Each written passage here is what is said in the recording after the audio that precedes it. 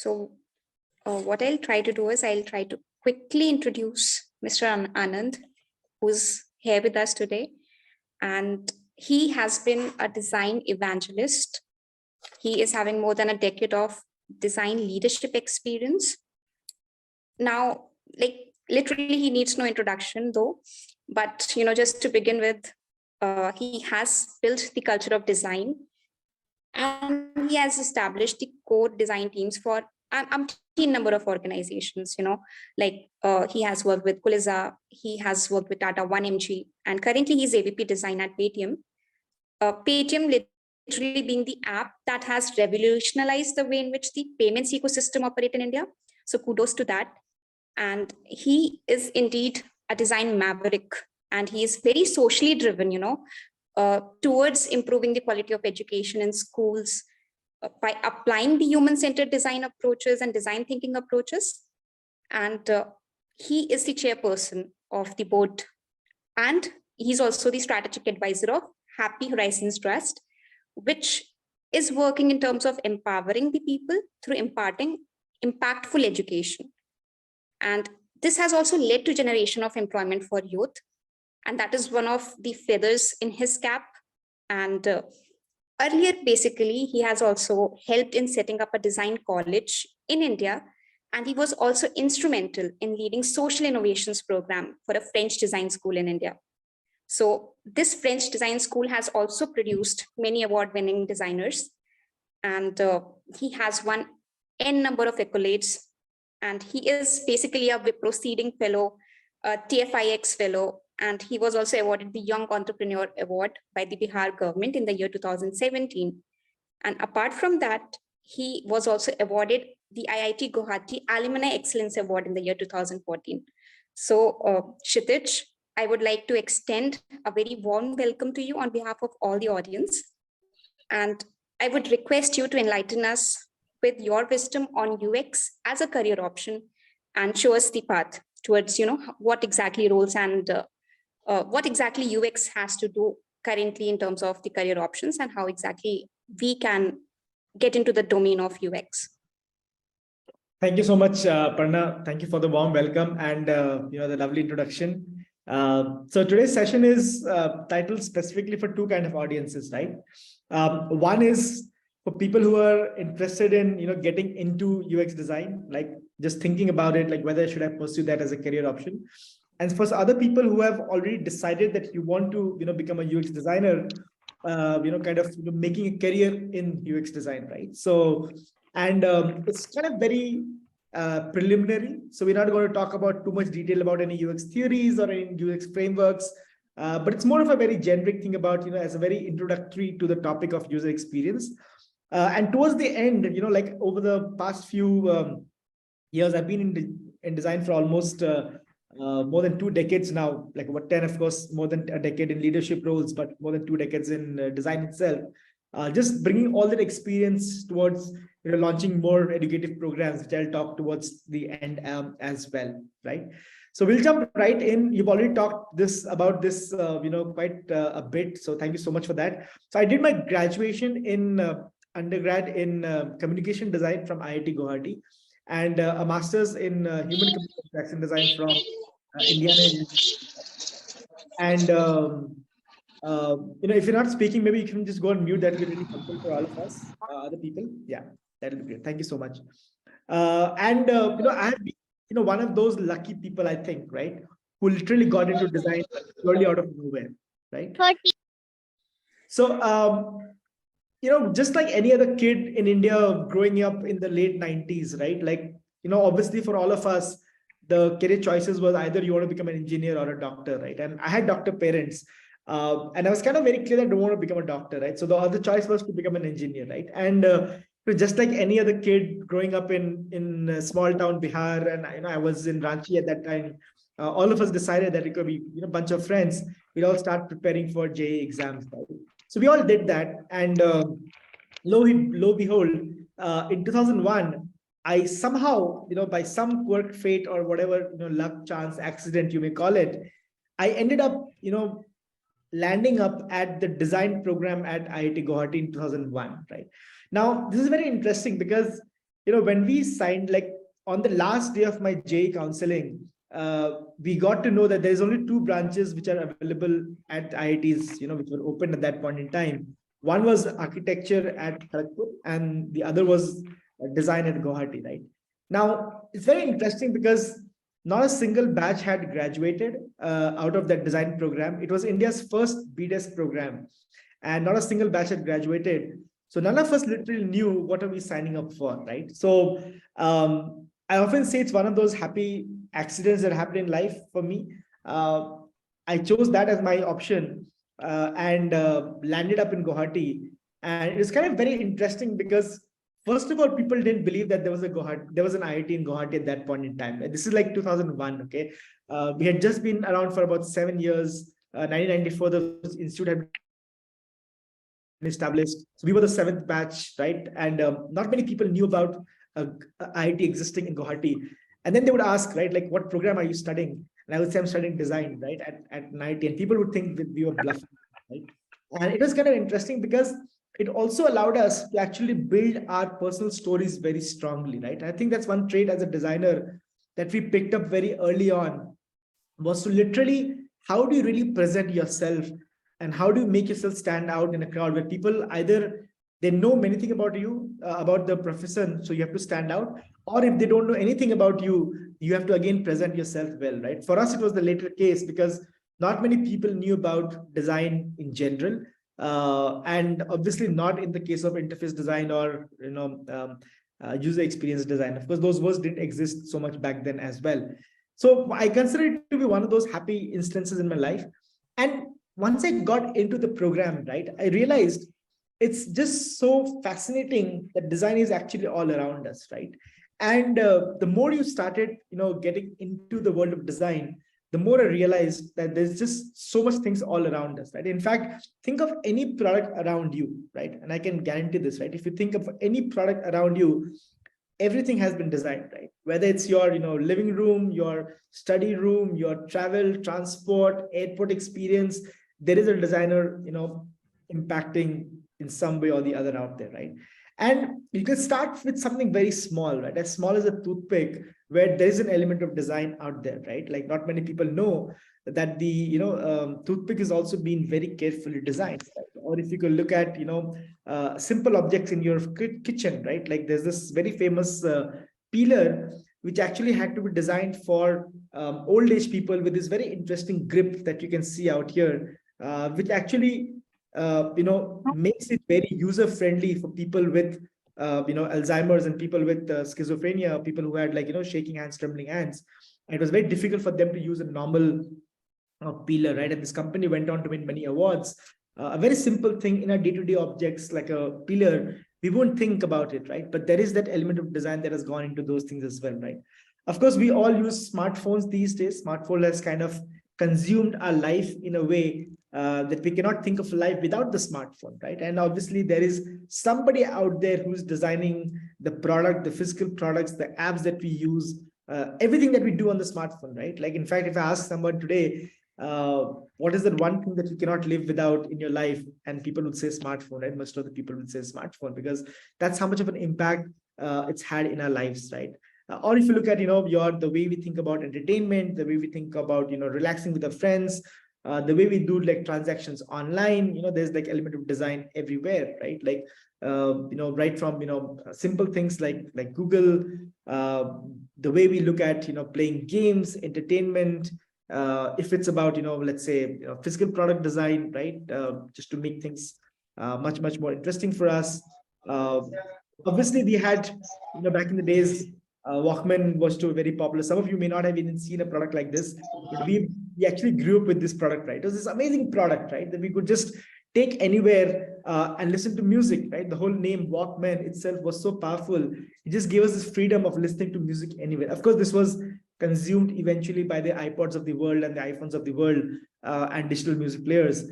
But just to tell you that, design actually played a huge role in products like these becoming very popular around the world, right? I don't know how much we've used this. I used to have this very popular brick game with me, and it's literally be like, at it for like hours and hours together. And it's one of those things that, the user experience was so powerful and so good that you just, it just sucked you into it, right? So what I want to say is, if you look at anything around you, right, like going from gaming devices, entertainment devices like that, to a very small device like your watch as well, right? Like imagine the amount of, challenges that it is there to design for interfaces as small as your watch interface these days, right? Or even if it comes to, let's say, fashion and luxury products, right? Like there's just design everywhere. In fact, one very interesting general knowledge question that I had some time back is, one of the most popular, one of the product which has one of the most number of product design variations is a perfume bottle, right? And there's a lot of interesting, stories about how people go through the whole process of thinking about perfume bottles, and they think about, designing it, right? So there is no other discipline, right? If you look at it, there's no other discipline that impact one's life more than design. And that statement, every time I think about myself as a designer or somebody who's working in the design field, this kind of statement kind of, makes me feel so powerful, right? Like there is so much of that we can impact people's life by being a designer, right? So obviously there are different disciplines of design, right? From product design to graphic design to communication design to textile design to fashion design to, automobile design to, graphics, like VFX artists. So there's so many other space design, interior design. Of course, like my work of the past, let's say, 17 years of being in the industry has focused more on UX and product design, right? So every time I feel low about my role, I get back to this quote, which just kind of gives me more power that, there's so much of power potential to impact people's life, right?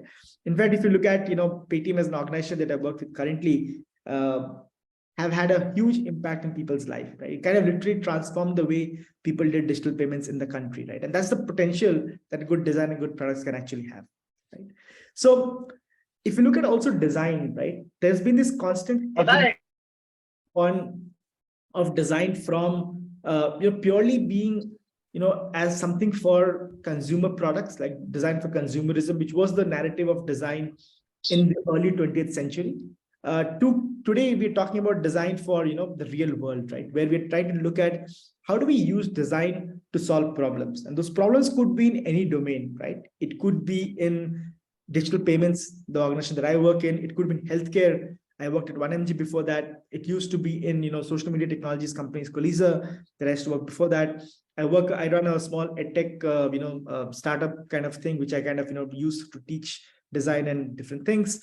So education is there, food delivery. You can look at problems of the world, larger problems of the world.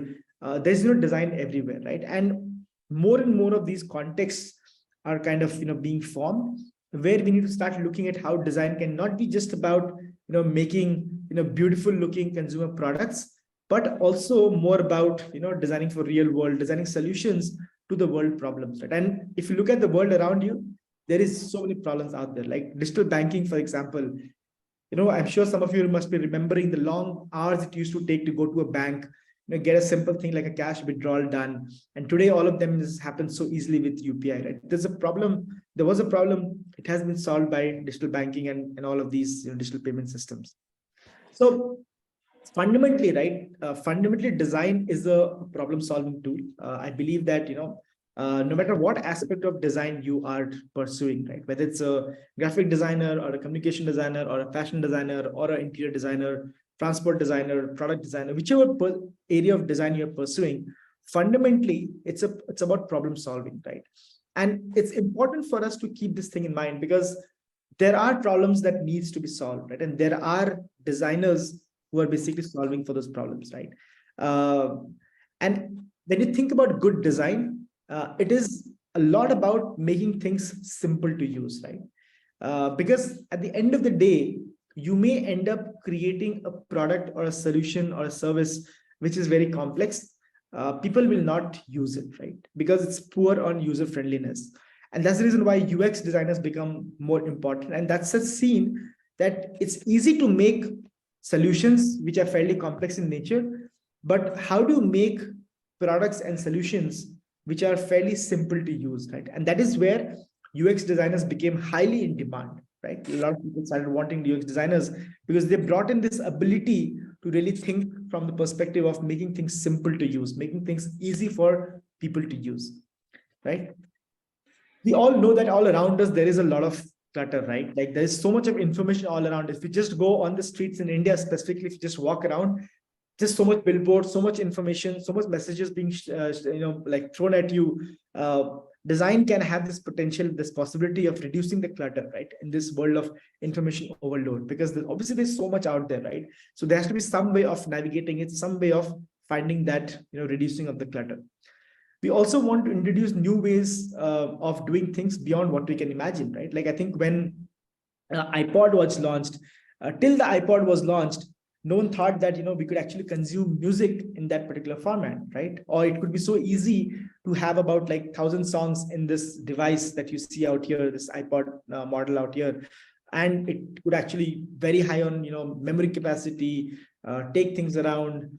Um, when iPhone was launched, many people didn't imagine that we could actually have a phone which didn't have the physical keypad, right? Because till then, Nokia, BlackBerry were all very popular with having products which had the physical keypad on it, right? But now here comes this phone which doesn't have any keypad on it, right? And today we are all used to that, right? We don't miss the physical keypad. In fact, if I get a phone which has a physical keypad, I find it very difficult to type now, right? So our behaviors also keep evolving. That's the power of design, right? Any good design will introduce us to new ways of doing things beyond what we can imagine, right? Beyond what something has been done earlier, so that people can imagine and start using new things as well, right? It also, like design also allows you as a UX designer, as a designer, it also allows you to work with others to stretch the boundaries of what is possible, right? Because today, if you talk about, let's say, a lot of these tools that are coming up, a lot of these products that are coming up, it's actually someone has imagined this, right? Someone has taken that whole decision to stretch the boundaries, right? Someone has said, okay, let's start to think from this perspective, which people have never thought before. Like digital payments, for example, if you look at it in India, right? People did imagine that UPI could actually change the narrative in which we do digital payments, right? Or the fact that we have medicine delivery at home, which we were working back at 1MG, that you could actually get medicine delivered at home in a short span of time, get discounts on it, and it's done in a very seamless manner, right? Or if you look at Zomatos of the world or Flipkarts of the world, which actually really made it possible to actually get e-commerce delivery to even the remotest part of the country, right? And that's the power when people start to stretch the boundaries of what is possible, right? And also to make some things very simple, as I said, so it connects with people, right? This is one of the most popular logos of all times. It's kind of voted as one of the most popular logos of all time. I Love New York logo, and it's just so powerful. And it was actually done at a time where people's confidence level in the city municipality was kind of low. People were having really negative thoughts about the city itself, and this designer came up with this branding, which actually really revolutionized the way people thought about the city, and brought in this whole feeling of togetherness, right? People started to connect together as well. Obviously, we want to make the world better by solving for complex problems. Like we have been we have been through we have been through a lot of different challenging times, right, in the past few years with the whole with the whole COVID scenario. And I think there is obviously a lot of things which there are to solve in the coming days as well, right? Eventually, we all want to make the world a sustainable place, because obviously we are just one world, right? And you'll see a lot of new designers, right, coming up with everything that they're thinking about comes from the sustainability aspect. It comes from this aspect of thinking about more sustainable, right, to make things better for the planet.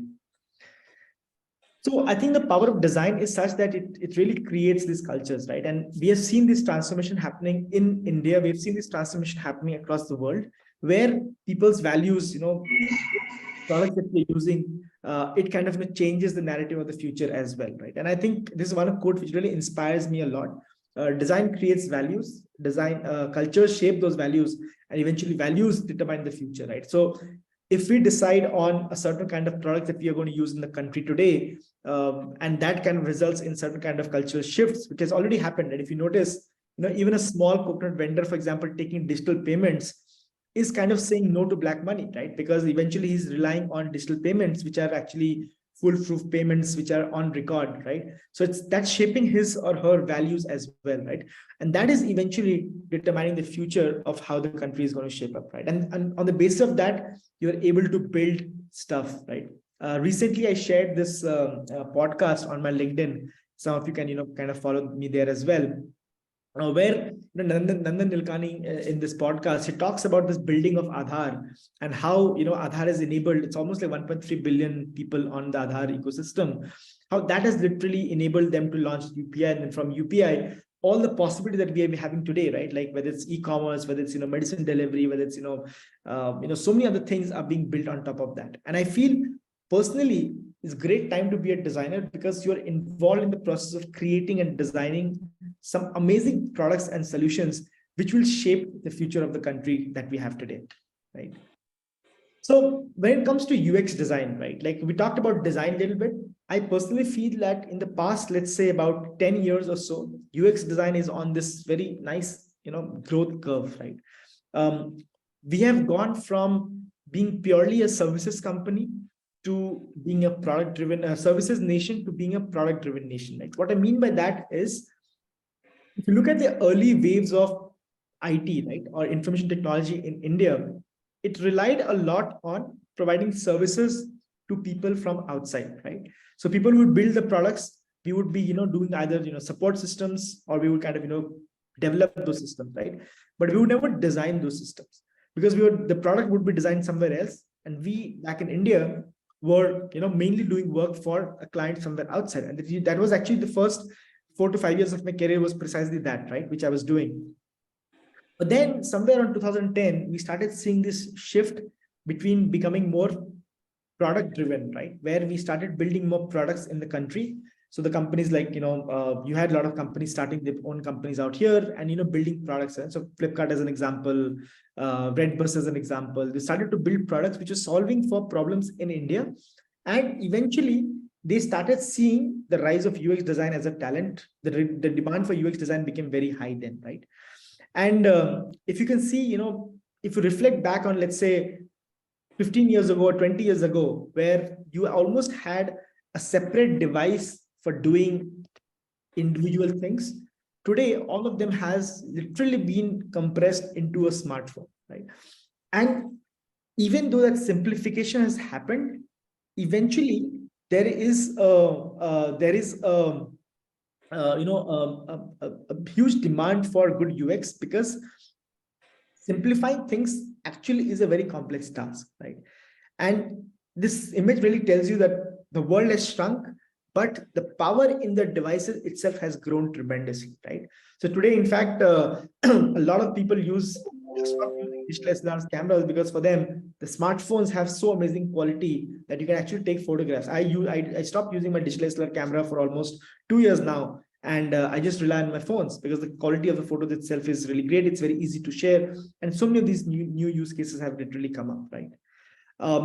From the devices itself, we see this, physical devices, the form transformation that's happening, right? From this early ages of brick phones to, large screen smartphones. We are getting back to large screen smartphones. And now it's become the norm, right? Now, no one would want to prefer phones like these because, the screen size is too small.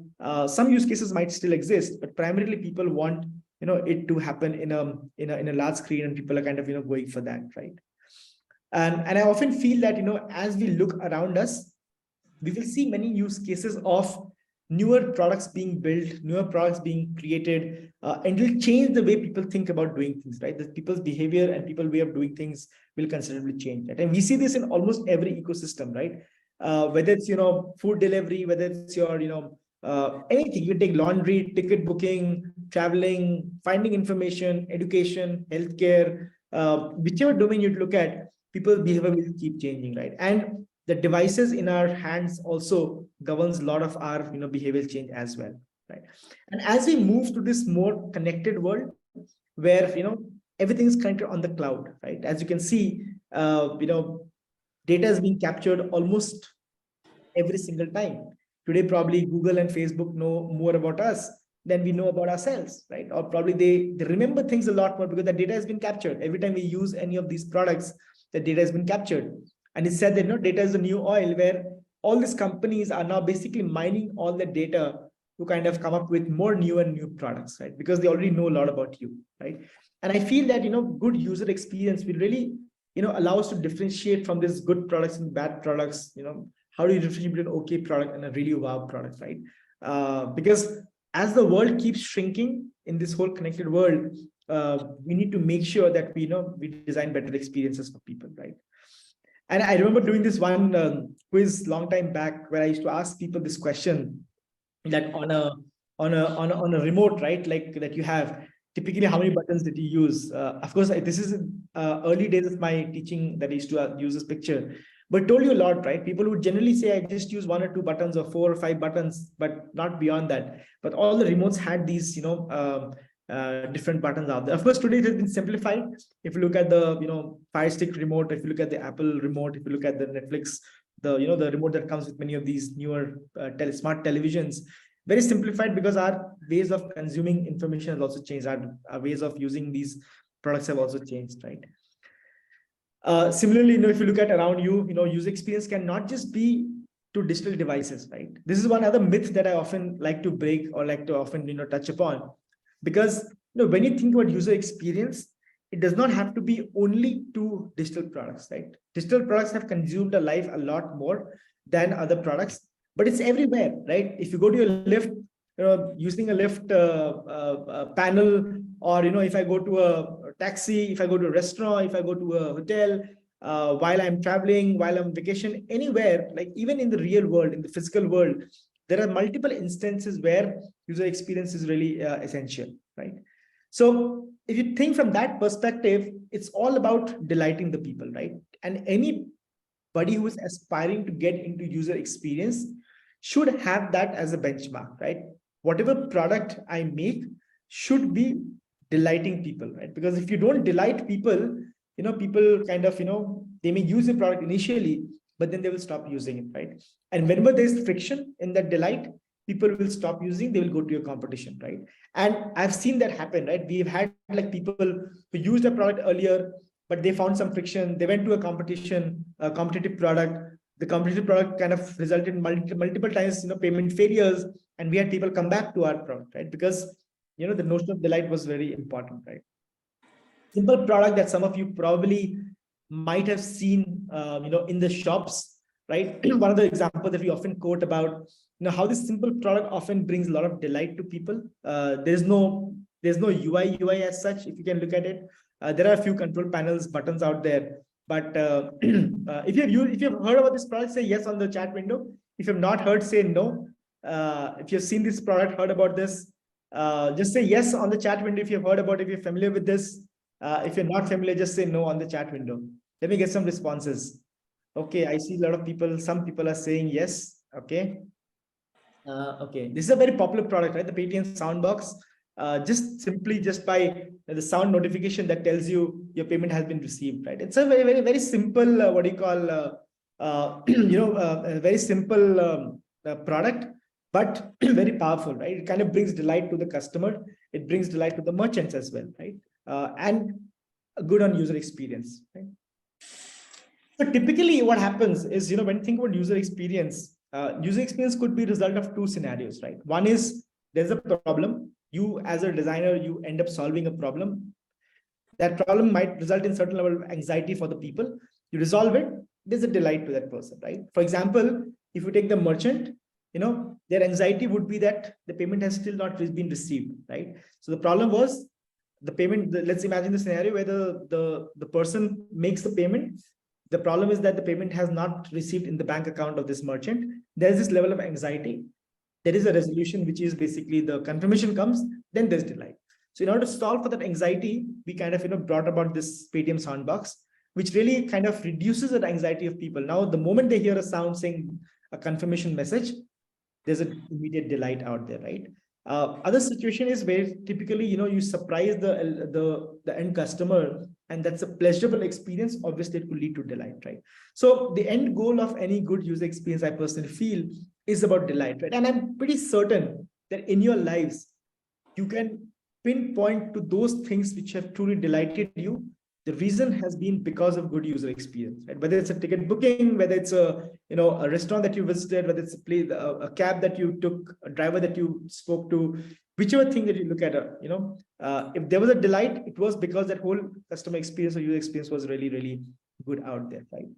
So whenever we think about any products that we want to build with good user experience, we really need to think about what is it that people need, what they value, what are the abilities, what are the limitations of people, is the product useful for people, is it desirable for people, is it usable, people, can they use a product or not? And typically, anybody who is working in user experience design UX will start to have these words floating around their day-to-day lives, right? So daily you'll be thinking about these questions, right? Like, is my product usable for people, right? Is my product credible for people? So imagine if I have a fintech application and the messaging is such that it's not credible. It's kind of cryptic message. You will not trust the system, right? So you have to make sure that the product is credible, right? Is it desirable? Do people actually want your product? Or is it like you're just building it because you have the wherewithal to build it, right? So all these questions we start thinking about, right? So one of the question that, or one of the other conclusion that a lot of people have is about this whole differentiation between UX and UI design. And also some talk about product design. I think there was one question as well, which is how do you differentiate between UX, UI, and product design, right? Product design is more of a recent phenomenon, which is more, I would say, about like 5 to 7 years ago, since we became more popular with product design. UX and UI, fundamentally, there's a difference, right? UX becomes more about how do you define things like interactions, right? How do you define things like the whole flow with which users actually use your product, right? How is the information architecture going to look like? What is the research that is actually feeding my information so that I have a good understanding of the product that I'm trying to build, right? So those are things that come under the UX side of things, right? UI becomes more about the visual aspect, right? What is it that it looks like? The final visual interface, which is about the layouts, the colors, the typography, everything that I look at. So it's more like UX is something which is the inside, the whole, the decision, the logic behind why we make things in a certain manner, and all the logic that we put in there. UI is more at the top layer, right? So UI is more about anything which is visible to you. UX, if you look at it, is more something which is more deep down, right? So making sure you build something by understanding user psychology, by understanding, people, by building good prototypes, by having a good information architecture, and all those things, right? So we won't go too much detail into this because those are typically what you would cover in a course. But just to give you a brief understanding that there are two different things, right? A lot of people confuse them. You'll find a lot of people using this term UI/UX. I personally have a huge problem with that, because I personally feel there's nothing called UI/UX, either UI or UX, right? A UX designer could be a UI designer. A UI designer could be a UX designer that could actually have aspiration to become a UX designer as well, right? UX, if you ask me, it's more about the whole process of actually building something. Visual design or the UI design often is the last in, first out thing, right? Typically something which is the top. You kind of see it first, but underneath that, right, there are actually multiple layers to it. In fact, I was so frustrated with people using this term called UI/UX. I actually wrote a blog post sometime back, almost like 7 years ago, 6, 7 years ago. I actually got lots and lots of likes and lots of people kind of forwarded it because it related with people, right? Like if you want UI person, you should ask for a UI person, not a UX person. And they are two different things, right? I think, you should have that clarity. You could be great at UI. There are great demand for good UI people as well. There's great demand for good UX people as well, right? Very few people will have both the skill sets, right? Like I personally, if you ask me, I am more stronger on the UX side and lesser on the UI side, more so now because I do more leadership roles. I have my team members who do more of the UI work. I get involved more at the UX strategy and UX level as well, right? Interface typically is just the entry point into any interaction, right? So various components that drive user experience. Interface becomes more of a very entry level thing, right? And as you can see in any product, right? If you have a phone, the UI is your entry, right? So the interface is the entry point to it, right? So, how do you really break into UX design? And this is one question I get asked a lot.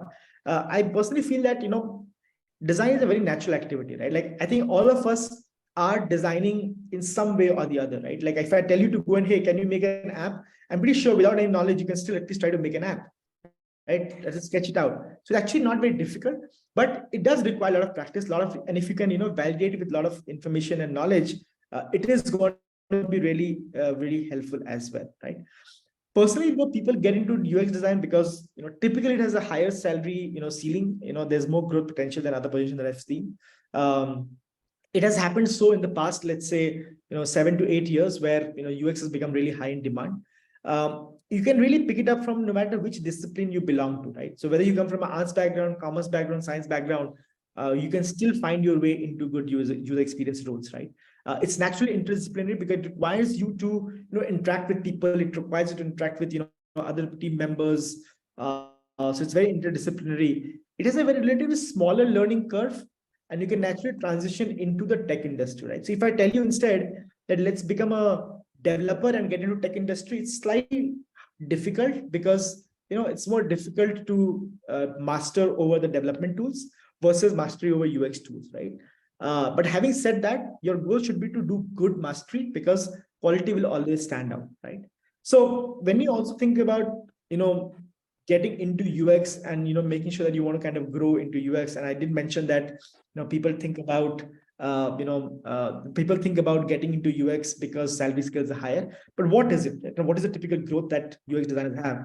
And one of the most popular questions that I get is, what are salary structures like? And I found this very interesting data point on this Ambition Bucks website. And this is like, a comparative average salary. So the middle is this figure that you see here is an average from 4 lakhs to about 12 lakhs, 2 to 9 years experience, and about based on 299 salaries. That was the data that they collected. And as you can see, right, like it's somewhere hovering around the middle, about like 7 to 8 lakhs middle, right? That's the median salary they're looking at. So any good company would give you that. Right? And this is, of course, services companies. So Infosys, Accenture, Cognizant, Wipro, TCS, right? So companies which basically take in projects, work for other companies, build products for somebody else, right? Not necessarily build products as a standalone product, right? This is for services company typically. And if you take for, let's say, about for product company, like you can see, right, like Paytm, about like 10 years experience, you can get to about like 28 lakhs, about near about like 28 to 30 lakhs, similar range to other companies as well. And these are more product companies, right? And what's very interesting is when you look at product companies, they pay slightly higher than services company because product companies have a very different way of approaching design compared to a services company. In services company, typically your shelf life stops the moment you deliver the design. So you do a handover, your role is stopped there. In product company, that doesn't happen because you kind of keep going on and on. The product can go on for life, right? Like example, I have a friend who works at Microsoft Outlook, right? And he's been at it for almost like 12, 13 years. And product has been around and product will keep remaining to be around, right? So they understand usage data, they understand data that comes in about people's usages of the product, and continuously are evolving on building the products. So if you look at Paytm, for example, the Paytm consumer app that you look at, after a certain time, it keep going through an overhaul, right? There'll be a new design in place because we have more data now. Based on the data, we know what people are wanting, what people don't want, what is not getting used by people. We'll push them down, we'll get the new things up. And as a designer, you're constantly, involved in that process as well, right? So quick comparison, services company typically pay slightly lesser than product companies, but the opportunities are great in both, right? I think a lot of people, I'm not saying one is better over the other.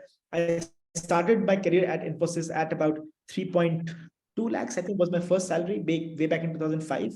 And today, of course, I'm with Paytm. So people do make the transition also from services to product company. Some people like to do services company. They don't like product company. They're like, I cannot spend my whole life designing just one product. I really enjoy working with, different clients, different kind of products. So people actually make the jump from product company back to services company as well, right? So it also depends a lot upon your choice in life, that the kind of thing that you want to pursue. If you're somebody who's passionate about, going deeper into one product and building that product, company is a great to aspire for. But if you're interested in, let's say, I want to work with multiple people, right? Like I want to work with like as many people that I can, as many kind of companies that I can, then I think, you're better suited for a services company. Right? And having that clarity is also good, right? So typically, what does a UX designer do? I think, you get involved in discovery process, which is more of a research. You start to also concept out stuff, you design flows, sitemaps, wireframes, And then also you prototype stuff, right? Which you might be testing out what you've already prototyped, right? So three main things in which UX designer gets involved. I think, when you think about making career in UX design, you should try to understand which area is your strength, right? Like there are multiple things, right? You could have a strength in, let's say, visual design, or you could have a strength in interaction design, or, just at the core information architecture part of it, more into the technology part of it, more into UX writing. UX writing has become very, very lucrative opportunity these days. If you're good with writing, UX writing is a great career opportunity to explore, because it allows you to take content for a product, write it out, think about user flows, think about users interactions, and write content according to that, right? So it could be something interesting to pursue. And I think, it's good to have, you may not have the expertise over all of them, but even if you have expertise on a few of them, I think you'll always be, high in demand as well, right? So again, just to remind that, UX is about a lot more work. It's from literally like identifying user needs to go into the final visual design. UI becomes more of the final, the visual design part of it, right? And it's good to, if there's one takeaway that you want to have from this session, just have that UX, UI, two different things. And it's good to have a, understanding that I want to kind of have that specialization in UI as well. Another question I get asked is there enough growth as a UX designer? I think it's all about supply and demand. I personally feel that, good designers are really hard to come by, right? Like I also get involved in the hiring process at Paytm. And in the past, I would say 2 years, I must have screened at least 500 resumes, if not more. And probably we ended up hiring only 4 or 5 of them. We gave offers to 5 of them, right? So it's really difficult to find good designers. And I think it's important to you to have that as an aspiration, that, how do you grow as a designer? How do you differentiate? How do you bring quality to your work so that people can really, look forward to working with you, right? Also, to get into design, for people who are interested in, let's say getting into design, there are different routes these days, right? Back in the days, we used to have only full-time courses. But today, of course, you could do self-taught, you could do boot camps, you could join a cohort-based course like a CBC, you could do, or join a full-time course like, join an NID, join a IDC, or any of the other design schools that are out there, right? I think you should consider multiple things, right? Now, 6 things primarily. Think about, what is the accessibility, right? Like, is it easily accessible to you? Bootcamp, of course, is a little bit lesser accessible because they'll ask you to fill out a form, check your aptitude. Degree courses are more difficult to access because they have a very limited number of seats. But for self-taught, for somebody who wants to be self-taught, there's lots and lots of information available, right? Internet, computer, and your time. That's all you need, right, to kind of get into it. Obviously, when you think about the price, because self-taught is easy, right? There's a lot of free websites, free tools out there. Boot camps, courses, slightly more costlier. Degree courses from colleges, the costliest, right? So again, a function of how much you are willing to spend, right? You could get the similar level of information. One thing that you should keep in mind, that as hiring managers, people in companies like Paytm and us, we pay a lot of emphasis on the quality of work, not so much on of course, there are some, we kind of look at some basic things from a person's pedagogy as well. But, we really love to focus more on the kind of, companies you have worked with, the kind of products you have built, the kind of projects you have worked on. So the work speaks a lot more. And I say this not just at Paytm, but at many other companies in the industry who have followed a similar thing, right? They kind of pay huge emphasis on the work of the candidate rather than just the courses, right? So depending on how much you are willing to pay, some people have the fascination for, a degree. Some people say, okay, let me focus on work, all those things, right? Also, how relevant the course materials are. Is it updated enough? Is the instructor updated with the field, right? Like I read a lot, right? Like every single day, I read 4 to 5 articles on UX and design, product design, design leadership, shared with my team, because I feel that, it's really need to be constantly updated as well, right? How difficult the course materials are, and what is support provided for one to succeed, right? Because you may be doing something like understanding psychology for the first time, right? And some of the concepts might be difficult to kind of, gauge and understand. So is the support system, good enough for you to kind of, make your way through, right? Also, in terms of speed, right? Will I be able to match up to the speed? Because learning often requires time, right? Some people are fast learners, some people are slow learners. What if you're not able to match up to the speed? Like one of the problems with, let's say, many of these, cohort-based courses are that they're very fast-paced, right? Or let's say degree courses sometimes go for a full semester long, right? So some people, they kind of take it easy on some weeks, they are very intense on some weeks, right? Is there enough support so that if you fall behind, will there be people to kind of pull you back up and things like that? And also, what kind of opportunity these courses or these programs kind of open up for you, right? Like what companies, what networks gets unlocked? Does the instructor have very well-known people that he works with? Will it be easier to kind of make your way through to find the opportunities and things like that, right? You should keep this in mind when you are thinking about getting a course, or thinking about studying more into UX design as well, right? But having said that, right, like there are no shortcuts. Eventually you have to read books, read articles, design, just make stuff, right? Just do stuff, try again, design, get that feedback from people, make mistakes, take classes, take workshops, take like courses like these, get feedback, and again and again. So I think that shortcut should not be there. You should never aspire for getting a shortcut, because eventually hard work will reflect on the portfolios. It will reflect on what you've been doing as well, right? And kind of, I know we are running a little bit out of time as well, but if I were to kind of recommend just 3 books for you to get into UX, right? Don Norman's Designer Everyday Thing, very simple. It talks about design in your day-to-day life, and it'll kind of break this myth that design is only about apps, or it's only about physical digital products, because design is everywhere, experience is everywhere. And if you can build that fundamental understanding, it'll be really good to bring that understanding into designing digital products. Steve Krug had this very interesting book, which actually has sold more than about 600,000 copies, which basically talks about this notion about don't make me think, right? It's a basic primer on usability, that how do you really build products and solutions which are usable in nature, right? And this one last very interesting book by Susan Weinschneck, who basically talks about that as a designer, or as somebody who is interested in user experience, the very name itself talks about users, right? Which is all about people. So you should try to understand people better, right? Understand people's psychology better, understand people's mindset better. And basically this very interesting book, it's titled 100 Things That Every Designer Needs to Know About People, right? Because at the core of your work as a designer will be about making things which are very human-centered, right? Which will be about impacting people's lives, right? So if you know that well, if you're able to bring in that understanding of human psychology well, it will really do you really a lot of good things, right? So that's kind of a little bit overview on UX, primer on UX, and everything that I want to talk about. A lot of people actually ask me, right, that because I actually have taught at multiple places, right, like NID, at IIT Guwahati, IIT Bombay, JKLU in Jaipur, Shivnadar University, DY Patil in Pune, Shushti in Bangalore, multiple places. I used to do a lot of corporate trainings as well. So a lot of people actually ask me, right, like why don't you launch a course in user experience, right, like helping people to get into UX, right? And I remember talking to folks at UXER.Life, and also folks at Aparna, who's here as call as well, saying this is something which has been on my mind for quite some time. So actually put those things together. What I'll do is towards the end of this webinar, all those who registered and also who participated, you'll get a link which says expression of interest for a brief course that I kind of will be launching on one of my platforms that I kind of have co-founded.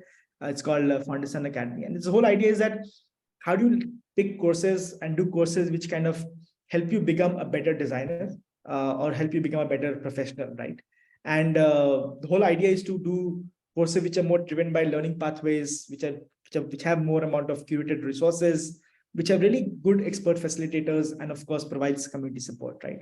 And this is about like 12 weeks. It starts somewhere in February. So we still have some time. So a lot of personal mentoring involved by me and a lot of my friends from design community. It's also supported by ecosystem partners, like there's this portal called the Design Job. UXER.Life, of course, is there. Design Dialogues, which kind of gets a lot of people from industry to kind of speak about design. And the whole idea is to kind of help people to get into the world of design, because I feel that as a design hiring person, I personally have felt this.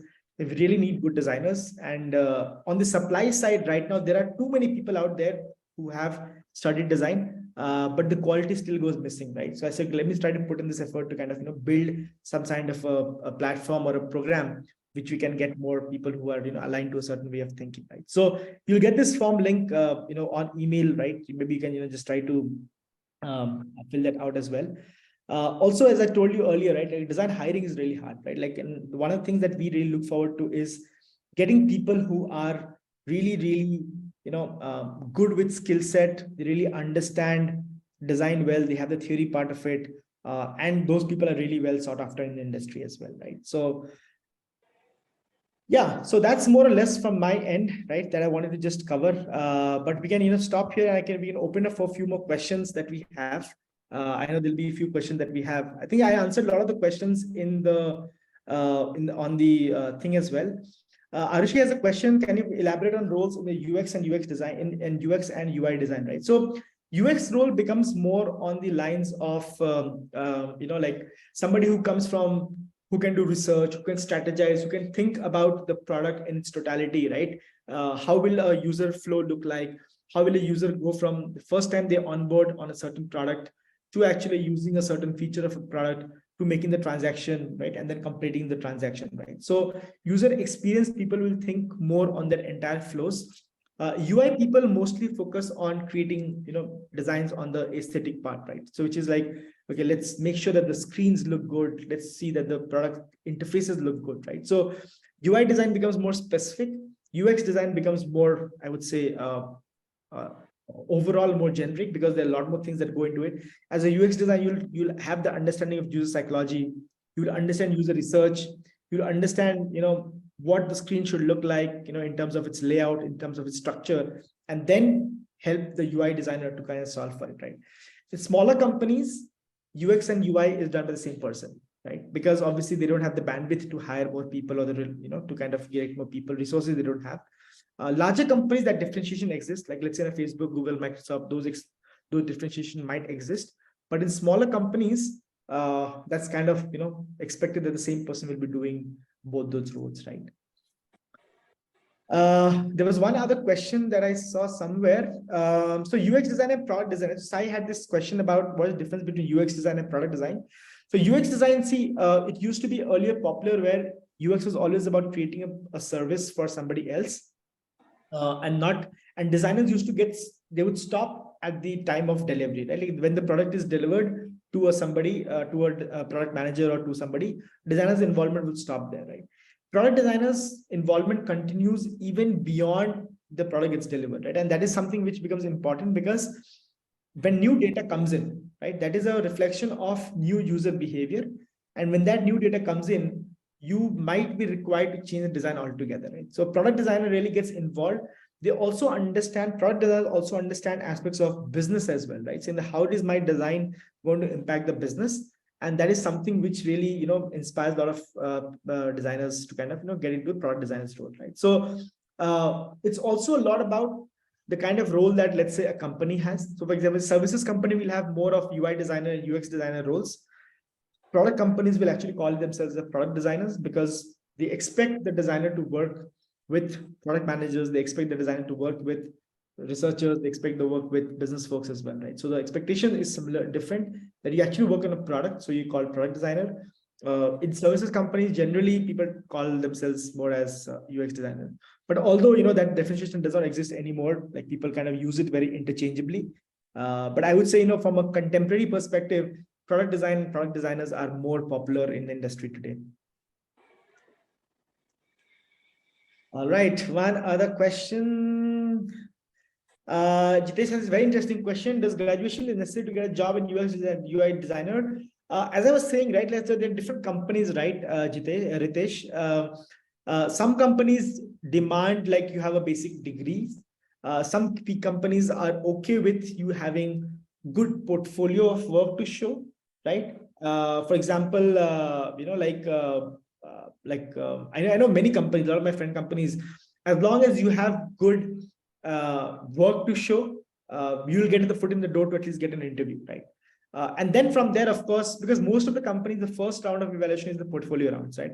In portfolio rounds, they don't look for a degree, they look for your work, right? And in the portfolio rounds, they'll make sure that your work is kind of valued, and that work will then, get your thing into the next round, which will test for your depth of work, depth of knowledge, right? So if you are able to get to that round where you are able to justify your knowledge without a degree, people don't care, right? As long as you get the work done, as long as you're a good fit for them, you should move forward. So yeah, but yeah, having said that, obviously degrees have their own advantage. Some people feel that okay, it's okay to have that, but I know my friends, some friends who are doing like amazingly well without any formal degrees in design, without even having like any degrees also. So, but it's the numbers are less, right? Like I think by and large, more companies prefer to have a degree, but I think you'll have to be a little bit extra, putting the extra effort to find those kind of companies.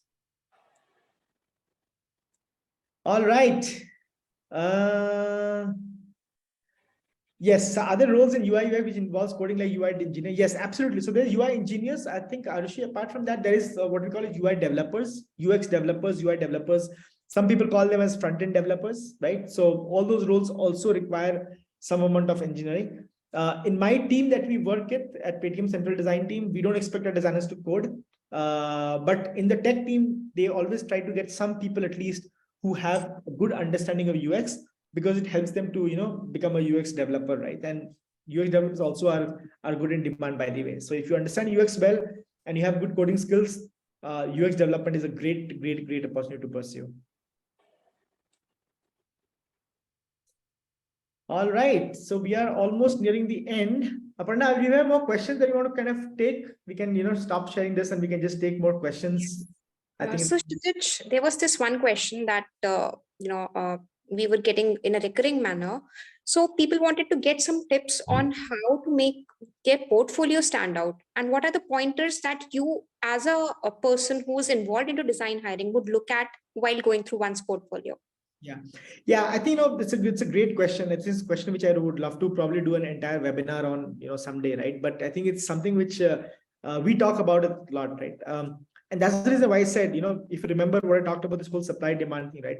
On the supply side, we now have so many people pursuing design, because you can be a self-taught designer, you can be a designer from a boot camp, you can do a degree course, or you can do a CVC, or you can do just a personal mentoring between somebody, like a personal tuition, and still have a portfolio, right? So getting a portfolio done is not the difficult part, right? Like if you do, let's say 4 to 5 projects, you can have a portfolio, but the challenge is how do you stand out? And I personally feel that, and this might vary from recruiter to recruiter, because people will have different opinions on that, but I personally feel that I try to look for what is the individuality of the designer, right?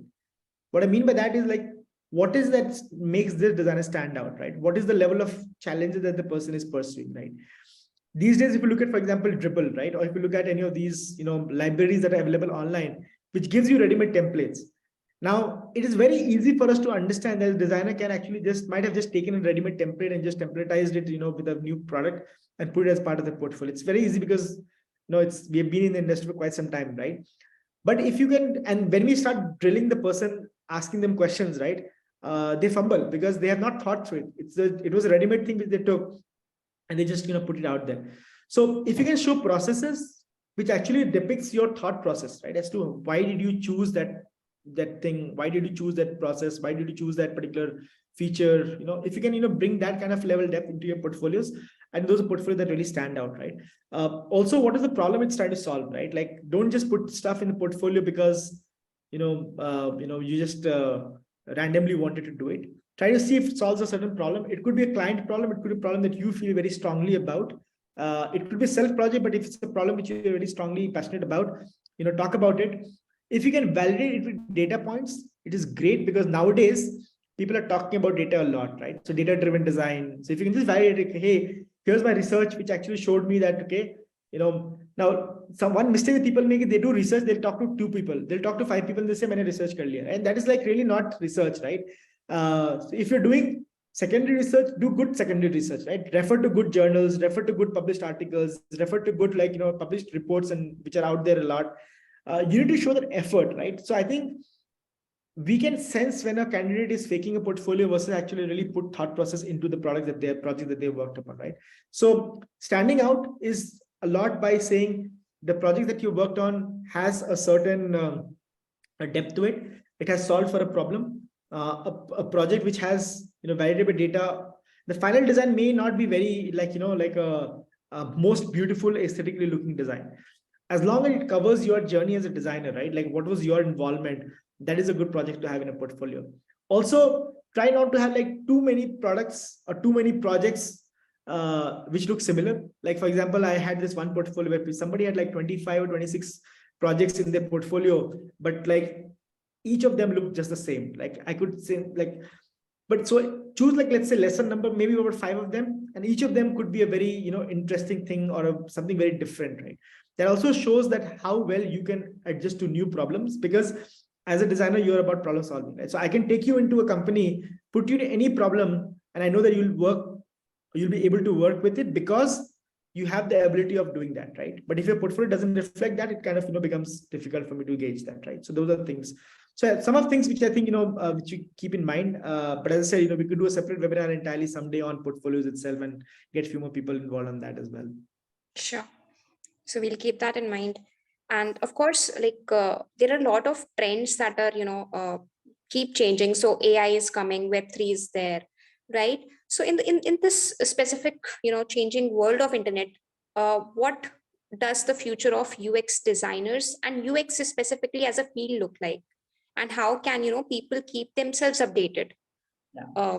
I think tools will keep coming and going, right? Like I think now people are talking about Chat GPT. People are talking about like I was just reading this. There was another video tool which allows you to process videos very fast. At the end of the day, tools will keep coming and going. What really is matter is how do you, and that's why I said like your designer, your ability to solve a problem. The tools will enable you to either solve the problem faster or in a much better manner, right? But the initial thought process around solving the problem has to come from you, right? So as long as you're constantly updating yourself on that, you should be fine.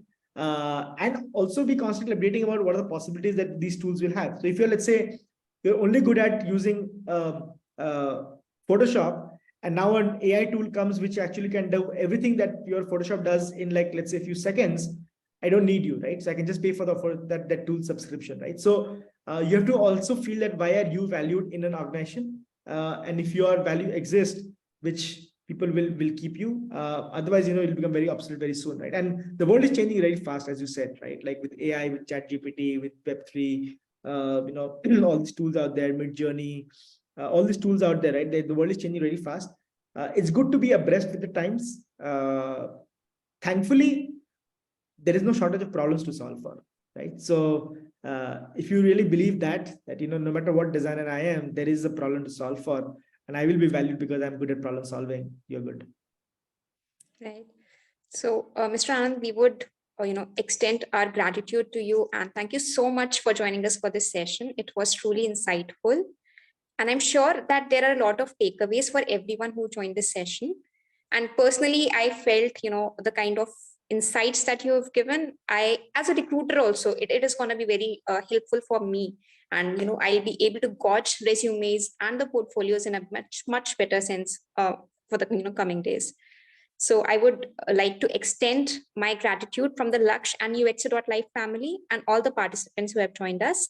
And we're looking forward to collaborating with you. And obviously, we'll be sharing the link of your courses with the participants, and hope that we can collaborate sometime soon again.